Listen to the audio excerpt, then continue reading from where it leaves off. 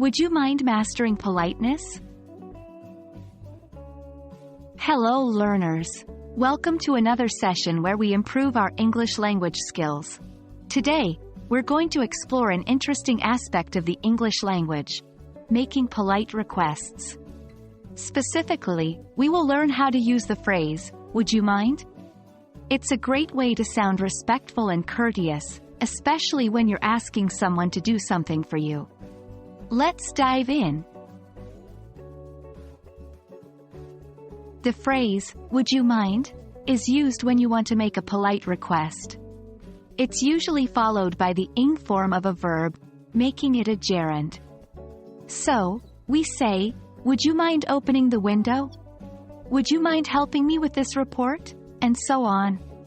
Remember, you're not just asking the person to do something, but also considering if it's an inconvenience for them. That's what makes it polite. How you respond to a "would you mind" request is also important. If you agree to the request, you can respond with "No, not at all," or "Of course not." This might sound a bit confusing because you're saying "no" to signify agreement, but that's because the question is really asking if you have any objection or mind doing the task. If you disagree or can't do what is being asked, a polite way to refuse is by saying, "I'm sorry, but I can't right now," or "I'm sorry, I'm a bit busy at the moment." Let's look at some practical examples. Would you mind passing the salt? The correct response could be, "No, not at all. Passes the salt." Would you mind turning down the music? You could respond, "Of course not."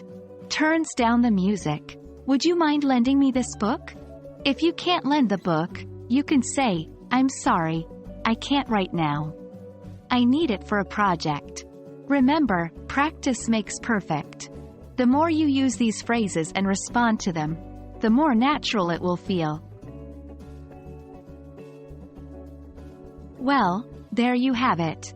You've learned how to use "would you mind" to make polite requests, and how to respond to them. Remember, being polite is not just about using the right words. It's about showing respect and consideration for others.